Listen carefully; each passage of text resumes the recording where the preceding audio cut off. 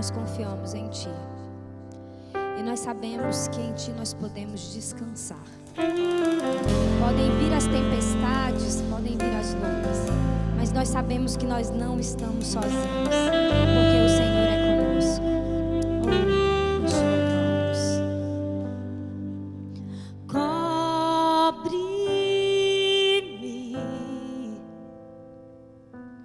com tuas mãos, com poder, vem me esconder, Senhor. Se o trovão e o mar se erguendo vem, sobre a tempestade eu voarei, sobre as águas tu também és rei. Descansarei, pois sei que minha alma está segura em Ti. Sabe bem que em Cristo firme está. Se o trovão e o mar se erguendo vem, sobre a tempestade eu voarei, sobre as águas tu também és rei. Descansarei, pois sei que és Deus.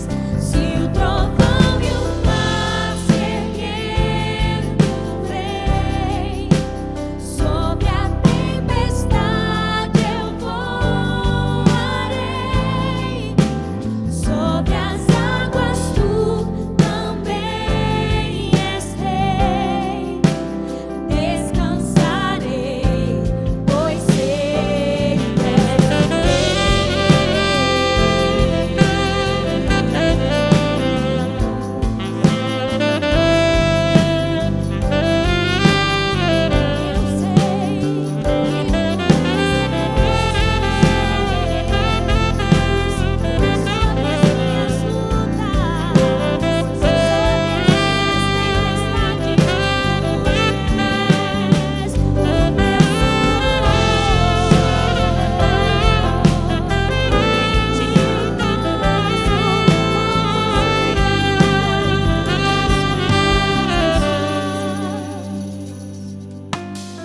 Estamos seguros debaixo das tuas asas, Deus.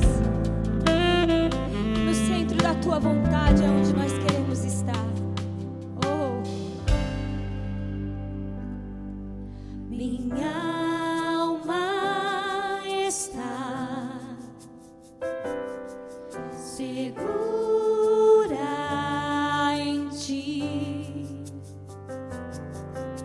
Sabe bem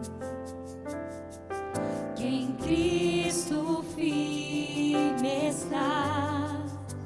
Se o trovão e o mar se erguendo vem, eu não temerei. Sobre a tempestade eu voarei,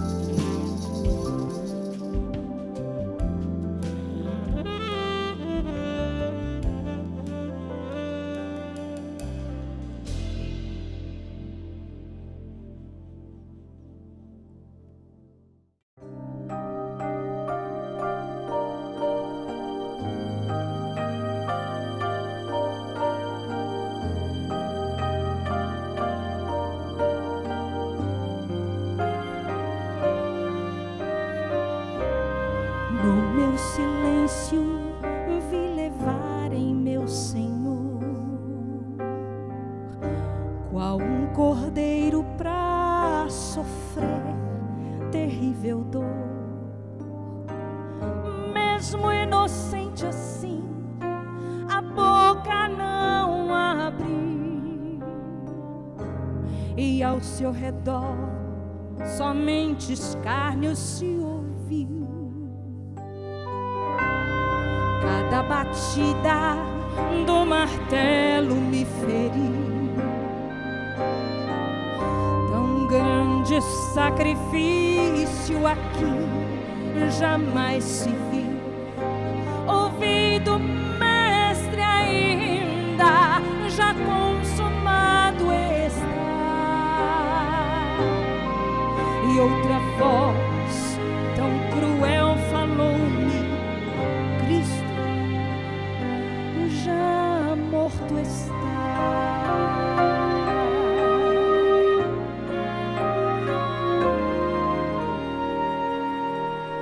Mas ressurgiu, claro como a luz, eu posso ver meu Rei em grande glória. Sim, ressurgiu, foi pra nos salvar. Ele escreveu de amor a linda história.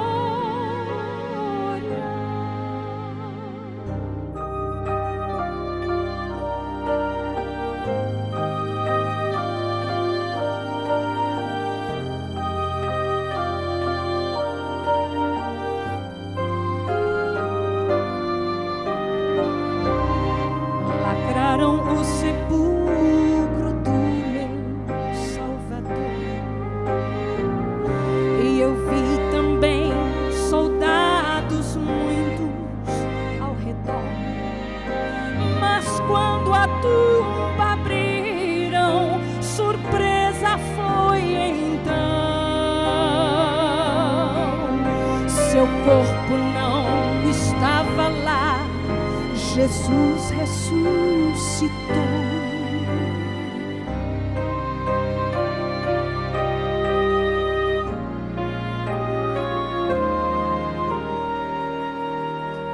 Pois ressurgiu, claro como a luz, eu posso ver meu Rei em grande glória. Sim, ressurgiu, foi pra nos salvar. Ele escreveu de amor a linda história.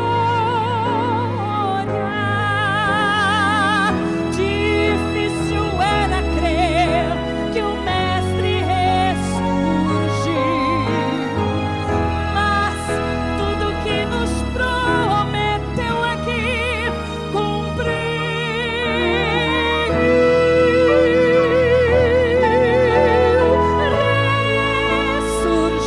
ressurgiu, claro como a luz, eu posso ver meu Rei em grande glória. Sim, ressurgiu, foi pra nos salvar. Ele escreveu de amor a linda história.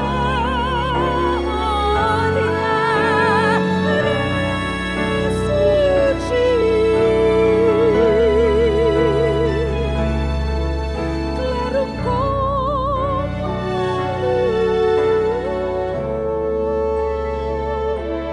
luz. Ele escreveu de amor a linda história.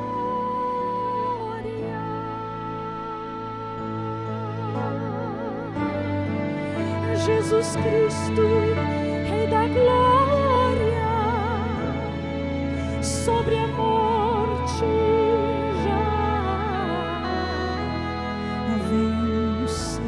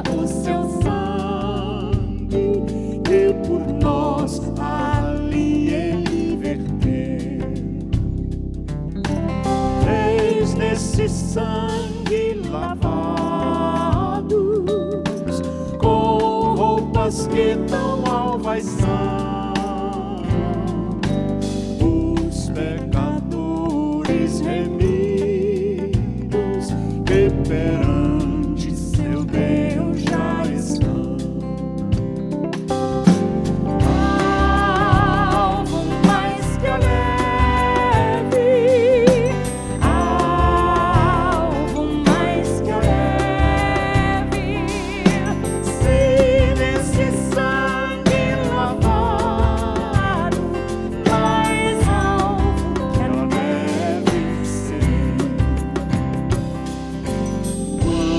espinhosa coroa que Jesus por nós suportou. Oh, quão profundas as chagas que nos provam quanto Ele amou. Eis nessas chagas pureza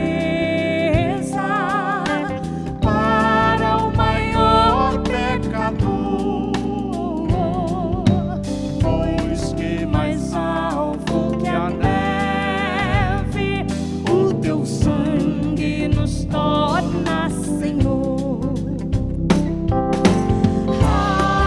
Alvo mais que a neve, alvo mais que a neve, se nesse sangue lavado, mais alvo que a neve ser.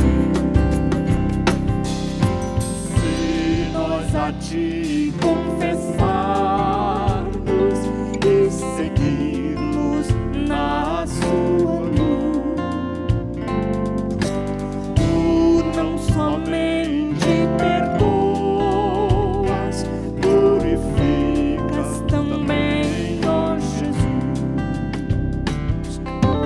Se de todo pecado, que maravilha de amor, pois que mais alvo que a neve o teu sangue nos torna, Senhor.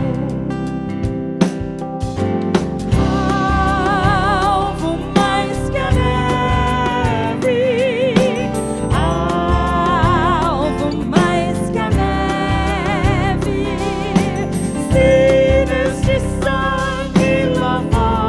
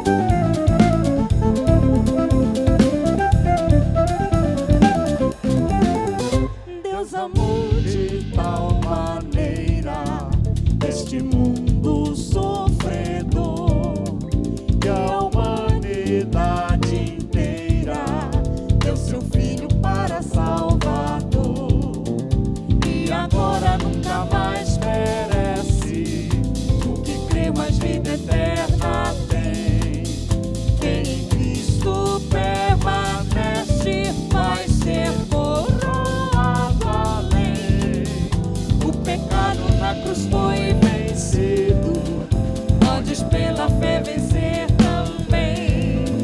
De justiça ao ser vestido e receberás coroa além. Prisioneiro do pecado, vagas sem esperança ter, mas Jesus foi enviado para a liberdade te trazer.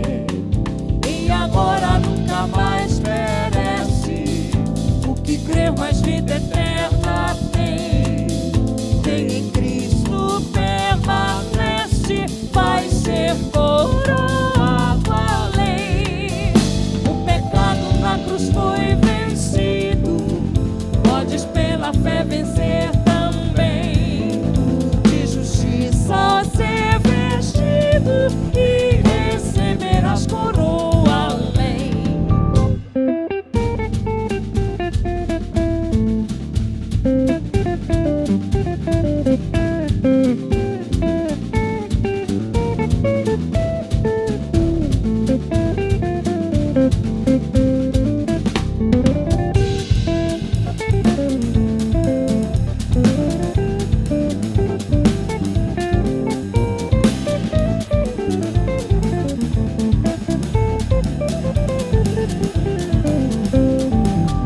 Tu que vives desviado, sem a paz de Deus gozar, ouve a voz do Pai amado, que te espera para te abraçar.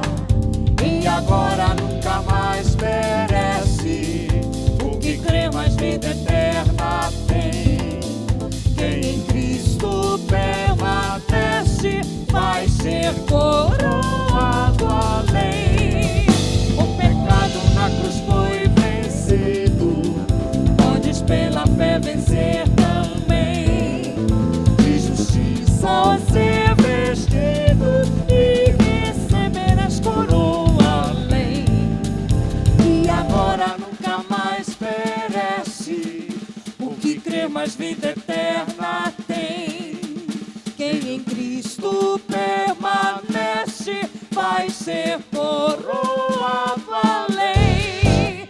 O pecado na cruz foi vencido, podes pela fé vencer também. De justiça ao ser vestido e receberás coroa além.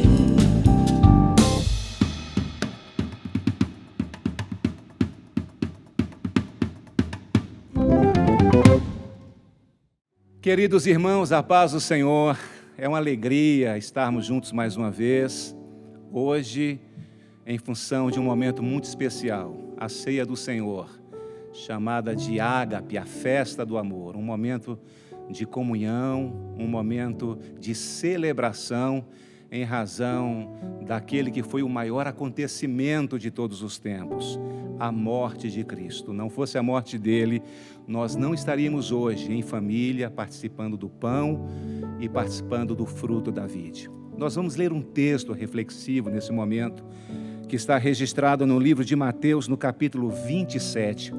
Eu gostaria que você, pai, você, mãe, os filhos em torno aí da mesa, na sua casa, abrisse as escrituras junto comigo, para nós meditarmos aqui por um período. Mateus capítulo 27, versículo 39 até o versículo de número 42, nos diz assim: Os que iam passando blasfemavam dele, meneando a cabeça e dizendo: Ó tu que destróis o santuário, e em 3 dias o reedificas, salva-te a ti mesmo, se és filho de Deus, desce da cruz. De igual modo, os principais sacerdotes com os escribas e anciãos, escarnecendo, diziam: salvou os outros, a si mesmo não pode salvar-se, é rei de Israel, desce da cruz e creremos nele. E amém. Glória a Deus. Amados, nós vamos refletir hoje sobre um tema extremamente interessante. E o tema é: por que Jesus não desceu da cruz? A razão da minha alegria, da sua alegria, da minha vida eterna e da sua vida eterna, está no fato de que Jesus resolveu ir ao Calvário, consumar a obra determinada pelo Pai e cumprir o ministério ou a missão que ele veio fazer. E a sua missão era morrer pelos meus e pelos teus pecados. Entretanto, verdade é que em algumas ocasiões, antes de Jesus subir ao Gólgota, algumas pessoas tentaram demovê-lo da ideia de ir até a cruz. Exemplo, os gregos queriam levá-lo para o berço da civilização de então. Jesus, em resposta à proposta dos gregos, disse: se o grão de trigo não morrer, fica ele só, mas se morrer, dá muito fruto.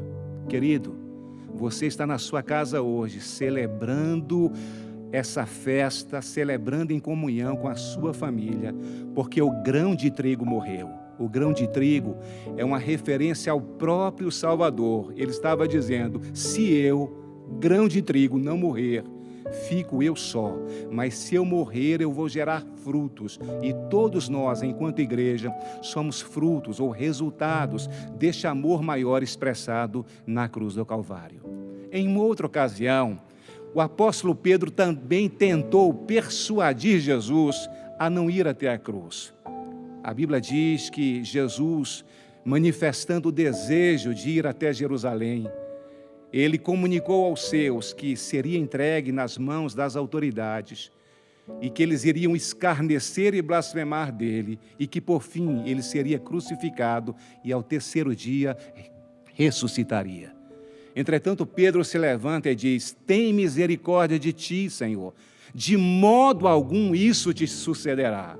Mas Jesus, sabendo o espírito por trás daquela fala, olha para o seu discípulo e diz: para trás de mim, Satanás, tu que cogitas das coisas dos homens, mas não conheces as coisas de Deus. Bom, estes dois exemplos nos mostram pessoas tentando dissuadir Jesus da cruz do Calvário. Porém, aqui nós temos um outro relato.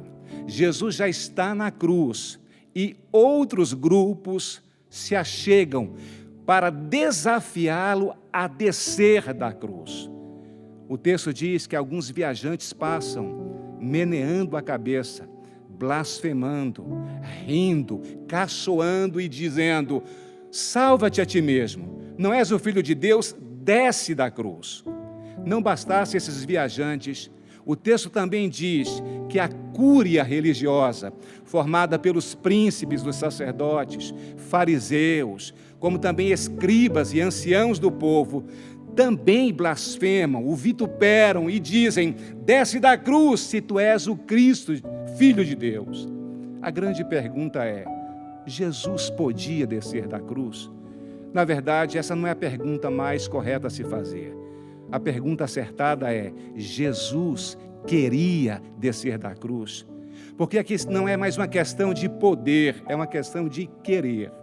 Com relação ao seu poder, lá no Getsêmani, ele ora e diz: Pai, tudo te é possível. Portanto, passa de mim esse cálice. Poder. Todavia ele acrescenta: não seja feito o que eu quero, mas o que tu queres, querer. Quando a turba se aproxima para prendê-lo, Pedro mais uma vez se levanta de arma em punho, decepa a orelha direita do servo do sumo sacerdote. Jesus olha para ele e o repreende e lhe diz: Pedro, guarda a tua espada na tua bainha. Não sabes tu que se eu quisesse, eu oraria ao Pai, rogaria ao Pai, e Ele me enviaria mais de 12 legiões de anjos? Então a questão não é poder, a questão é querer.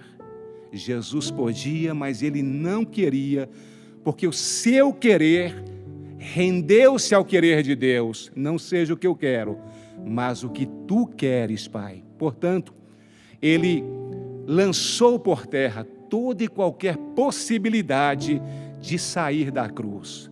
Embora tenha sido desafiado a não subir nela, seja por Pedro ou pelos gregos, embora tenha sido desafiado a descer dela, seja pelos viajantes ou pela cúria religiosa, Jesus não atendeu nem a um grupo, nem ao outro, porque Ele queria dar a vida dele por mim e por você. A pergunta que não quer calar é: por que Ele não desceu da cruz? Jesus não desceu da cruz porque Ele queria nos resgatar. Muitas coisas podem ser ditas desse texto, mas eu queria me ater a apenas uma palavra: resgate. Quando você escuta essa palavra resgate, o que te passa na mente? Vem a ideia de alguém que foi tomado de assalto, sequestrado, feito refém, alguém que está confinado em cárcere privado, esperando libertação através do preço de um pagamento, o resgate. Jesus não desceu da cruz porque Ele queria resgatar a mim e a você. Ele queria nos livrar da condição de refém, refém da morte, refém do pecado, refém da lei. Ele queria nos livrar do cárcere privado, pois que nós estávamos aprisionados em delitos e pecados, e por conta do seu amor, e por conta da sua não descida da cruz, Ele nos resgata. Uma pergunta que não quer calar é a seguinte: qual foi a causa do nosso aprisionamento? Por que nós fomos tomados de assalto? Por que nós estávamos em um cárcere privado? Ou melhor, em razão de que nós estávamos confinados? A Bíblia responde isso. Ela diz que o pecado faz separação entre o homem e Deus. A Bíblia diz que todo aquele que comete pecado é escravo do pecado. O pecado nos rouba a possibilidade de gerenciar as nossas emoções, as nossas atitudes, visto que escravo não tem absolutamente nenhuma liberdade. Jesus não desceu da cruz para nos tornar livres e nos fazer cantar: livre estou, pela graça de Jesus, livre estou. Uma outra questão que eu gostaria de pontuar: se a causa do pecado ou do sequestro era o pecado, quem é o sequestrador? Quem foi que nos tomou de assalto? Quem nos confinou? Quem nos mantinha no cárcere privado? Aí você pensa: o diabo, pastor. Não, não foi o diabo. Jesus não pagou o preço do resgate a Satanás, absolutamente. Jesus não chegou no inferno com o seu sangue, fazendo uma barganha em troca, dizendo: aqui está meu sangue, me dar as almas que me pertencem. Não, não foi o diabo que nos aprisionou, nem mesmo foi o pecado que nos aprisionou, porque o pecado é causa. O pecado não pode ser causa e ao mesmo tempo sequestrador ao mesmo tempo, absolutamente. Quem nos sequestrou, quem nos colocou debaixo desse aprisionamento, não foi outra coisa que não a espada da lei. A mesma lei que dizia: a alma que pecar, essa lei, justiça divina, também dizia: quem pecar deve morrer. A justiça de Deus, a lei de Deus, é que nos confinou por conta da nossa culpa e do nosso pecado. Queridos, nós conhecemos de lei. Sabemos que se alguém transgride, esse alguém está passivo de ter a sua liberdade roubada. Deus não queria nos privar da nossa liberdade, mas uma vez que nós pecamos, a Bíblia diz que todos foram encerrados no pecado. E diz mais, que a Escritura encerrou, ou a lei encerrou, todos debaixo do pecado. Não é à toa que nós cantamos o hino 15, aquele maravilhoso hino antigo que fala da nossa conversão. Na sua terceira estrofe ele diz: mas um dia senti meu pecado e vi sobre mim a espada da lei. Apressado fugi, em Jesus me escondi e abrigo seguro nele achei. Eu e você não precisamos ser condenados pela lei divina. Eu e você podemos achar refúgio em Jesus, por conta de que Ele é o nosso resgatador. Uma outra pergunta que eu quero pontuar: nessa história toda, quem é o sequestrado?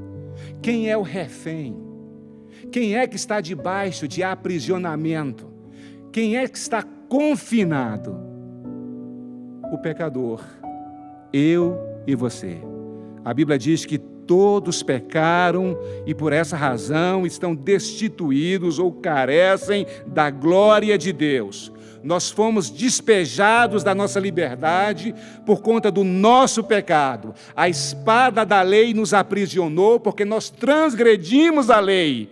Fomos mantidos nesse cárcere em um estado de aprisionamento, do qual só podíamos sair livremente se alguém nos resgatasse.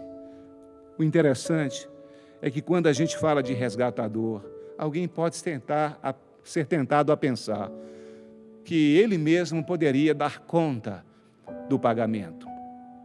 Mas as Escrituras dizem que não há absolutamente um único valor, não existe moeda nesse mundo capaz de pagar o preço dos nossos pecados. Por isso, Jesus morreu. Ele mesmo disse: o Filho do Homem não veio para ser servido, mas para servir e dar a sua vida em resgate de muitos. Jesus é o nosso Boaz, o resgatador, aquele que abriu as portas, aquele que nos tirou da prisão, aquele que nos buscou na nossa morte, dando-nos vida. É por isso que nós vamos celebrar a ceia hoje, porque ele disse: a minha carne verdadeiramente é comida, o meu sangue verdadeiramente é bebida. E ele diz que quem não come da sua carne, não bebe do seu sangue, não tem vida em si mesmo. Nós estávamos mortos em delitos e pecados, nós éramos escravos do pecado, mas através do sangue representado hoje pelo pão e através do corpo representado hoje pelo pão e através do fruto da vide que representa hoje o vinho ou o sangue de Cristo Jesus, por conta desses elementos que hoje é símbolo, mas que foi tão real na cruz do Calvário, eu e você adquirimos salvação eterna.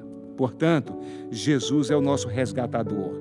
Colossenses 2,14 nos diz que Jesus, tendo cancelado o escrito da dívida que era contra nós e que constava de ordenanças, o qual nos era prejudicial, removeu-o inteiramente, encravando-o na cruz.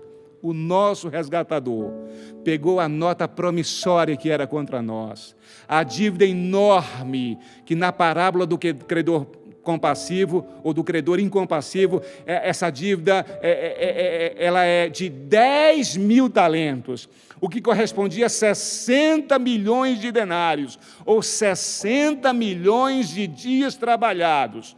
Dividindo isso por anos, nós teríamos que trabalhar cerca de 156 mil anos, economizando, sem comer, sem investir, sem nenhum tipo de gasto com entretenimento, apenas poupando para pagar a nossa dívida. Só que ninguém vive tanto tempo assim. Ainda que existisse reencarnação, essa dívida seria impagável. E quando Jesus coloca o montante de 10.000 talentos, é para dar-nos a dimensão da grandeza da nossa dívida. Ei, irmão, você não é bonzinho, eu não sou bonzinho. Na verdade, nós estávamos aprisionados por conta do pecado, não poderíamos prover nossa própria salvação. Querer salvar a nós mesmos era como querer nos levantar puxando os cadastros do próprio sapato. Impossível. Mas o grande Boaz, o resgatador, Jesus de Nazaré, aquele que foi desafiado a descer da cruz, mas ele com suas palavras, ou de outra maneira, disse: eu não desço, eu estou aqui porque eu quero, ninguém toma a minha vida, eu mesmo a dou, tenho poder para dá-la e poder para reavê-la. Ele não desceu da cruz porque ele não quis, e não quis por conta de você, por minha conta, porque lá 2000 anos atrás, em passado distante, ele já te via na sala da sua casa, aí no seu quarto, com sua família, comungando da ceia. Ele já via esse pão na mesa, ele já via o fruto da vide acompanhado do pão, e ele já via esse congraçamento, ele já vislumbrava o ágape, a festa do amor, a festa da comunhão, ele já via esse momento de consagração, onde nós todos, em espírito, reunidos, estamos dizendo: obrigado, Pai, pelo pão, obrigado pelo cálice, fruto do teu amor. Ele não desceu da cruz porque Ele nos queria proporcionar grande salvação. Ele queria ser o nosso resgatador. Agora tem mais um detalhe que nós precisamos pontuar e nós encerramos essa reflexão aqui. O preço do resgate. Não dá para falar sobre a causa desse sequestro, desse confinamento, desse cárcere privado em delitos e pecados. A causa foi o nosso pecado. Não dá para falar sobre o agente responsável pela sentença, a espada da lei. Não dá para falar sobre um refém, sobre um resgatador, sem que a gente mencione preço. Todo resgate exige preço. Só que no Salmo 49, versículos 7 e 8, nos mostra a impossibilidade de nós comprarmos a nossa própria salvação. O Salmo 49, 7 e 8 diz: homem algum pode redimir seu irmão ou pagar a Deus o preço de sua vida, pois o resgate de uma vida não tem preço, não há pagamento que o livre. Olha para mim, querido. Provavelmente em alguma ocasião da sua vida, você já se sentiu pequeno, desvalorizado, sem nenhum adjetivo, sem qualquer coisa que... Ou, enfim, você se sentiu o pior dos homens, a pior das mulheres. Sem nenhum predicado que pudesse servir de referencial ou de apresentação para você. Todos nós, em algum momento, nos sentimos assim, desvalorizados, não benquistos, como se a vida nossa não tivesse absolutamente nenhum sentido. Em alguma ocasião você já olhou para você e disse: quem sabe eu não valho nada. Eu não deveria nem ter nascido. Deus cometeu um deslize, um erro eterno ao trazer vida à minha existência. Olha para mim, Deus não errou quando fez você. É claro que você não tem valor próprio no sentido de méritos pessoais. Mas quando a Bíblia diz que Deus amou o mundo de tal maneira, deu seu Filho unigênito, para que todo aquele que nele crê não pereça, mas tenha vida eterna, a Bíblia está dizendo que Deus atribuiu valor a você e a mim através da pessoa de Cristo Jesus. Então veja bem, o mundo inteiro coberto de ouro e prata seriam insuficientes para pagar o preço do nosso resgate. Pense nas milhares de estrelas, constelações. Pense nos mundos criados pelo poder da palavra de Deus. Pense no universo inteiro. Tudo isso seria insuficiente para pagar o valor da tua alma. Você representa tanto para Deus que a ordem criada seria insuficiente para representar a dimensão do valor que Deus lhe atribui. Portanto, não achando no universo algo maior do que o seu próprio Filho, Deus enviou o seu Filho para derramar sangue, e o sangue dele foi o preço do resgate. E a Bíblia diz que aquele que não poupou nem o seu próprio Filho, antes o entregou por amor de nós, como não nos dará com ele todas as coisas? Olha para mim, querido, você vale o sangue de Cristo. O dia que o diabo chegar até você, tentar soprar no seu ouvido que você não presta, que você é um João ninguém, que você não vale absolutamente nada, que você deve morrer, que você é indigno, responda para ele: eu valho o preço do sangue. Não valho ouro ou prata, isso é pouco demais. Eu valho o preço do sangue. A Bíblia diz em 1 Pedro 1, 18 e 19: sabendo que não foi com coisas corruptíveis, como prata ou ouro, que fostes resgatados da vossa vã maneira de viver, que por tradição recebeste dos vossos pais, mas com o precioso sangue de Cristo, como de um cordeiro imaculado, imaculado, incontaminado. João, quando viu Jesus, apontou para ele e diz: eis o Cordeiro de Deus que tira o pecado do mundo. Foi o Cordeiro, Ele é o resgatador, Ele pagou um preço enorme por mim e por você. Por isso nós vamos celebrar nesta noite, por isso nós vamos desfrutar de comunhão, por isso nós temos vida eterna, por isso a morte não é o nosso destino eterno. Não, nós fomos comprados, nós fomos libertos, 2 vezes pertencemos a Deus, uma porque Ele nos criou, outra porque Ele nos comprou, e o preço da compra foi o seu próprio sangue. Veja quanto valor Deus atribui a você e a toda a sua família que está nos escutando agora. Esse foi o preço. Hebreus 9:22 diz que quase todas as coisas, segundo a lei, se purificam com sangue, e que sem derramamento de sangue não há remissão de pecados. Aí nós podemos entrar na promessa de Romanos 6,18. E uma vez libertados do pecado, fomos agora feitos servos, não mais do pecado, mas servos da justiça. Por conta de toda essa reflexão, por conta da alegria que invade o meu e o seu coração, nós podemos cantar o cântico de Paulo registrado no livro de Romanos, no capítulo 8, versículo 31. Que diremos, pois, à vista destas coisas? Se Deus é por nós, quem será contra nós? Aquele que não poupou seu próprio filho, antes por todos nós o entregou, porventura não nos dará graciosamente com ele todas as coisas? Quem intentará acusação contra os eleitos de Deus? É Deus quem os justifica. Quem os condenará? É Cristo Jesus quem morreu, ou antes quem ressuscitou, o qual está à direita de Deus e também intercede por nós.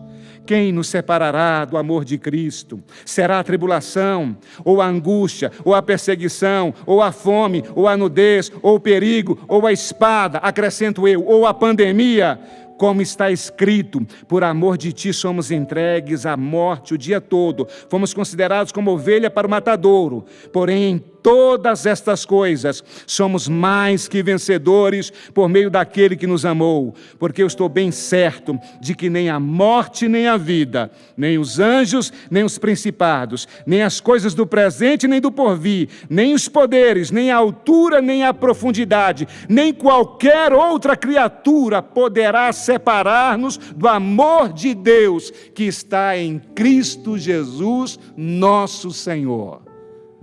A nossa alegria é que Jesus não desceu da cruz, e Ele não desceu da cruz para tornar profético, para cumprir todas essas promessas que eu acabei de ler. Por que Jesus não desceu da cruz? Ele não desceu porque Ele queria nos resgatar. Havia uma causa, o pecado. Havia um agente responsável por nos confinar, por nos aprisionar, a espada da lei.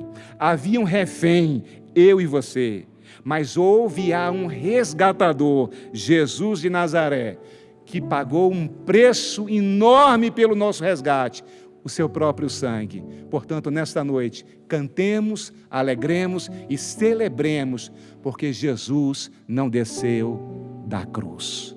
Amém. Vamos orar nessa hora, então? Pai, te damos graças pela Tua palavra, bendizemos o Teu nome. Sê conosco, Senhor, neste momento de festa, neste momento de celebração. Nós te louvamos pela Tua morte. Muito obrigado, porque o Senhor não desceu da cruz. Eu te agradeço, em o nome do Senhor. Amém.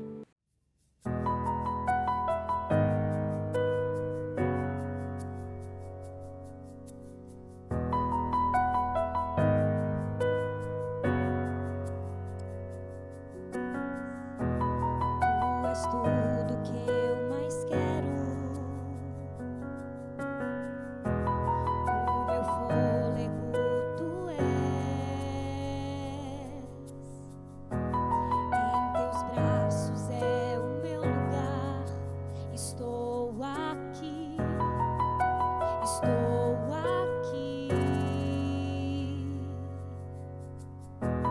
Pai, eu amo tua presença.